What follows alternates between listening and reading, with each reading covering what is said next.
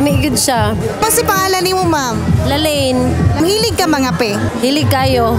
Sa usa ka adlaw, kapila ka mga pe?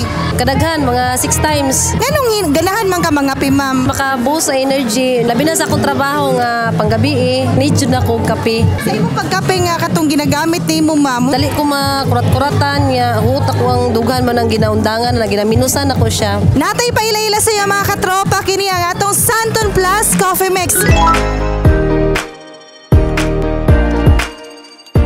Nagkapi na ka, gitambalan payug ka. Tungod ka na, nanay mangustin, kamunggay, og soya powder. Dali ma'am, tilawin ang atong Santon Plus Coffee Mix!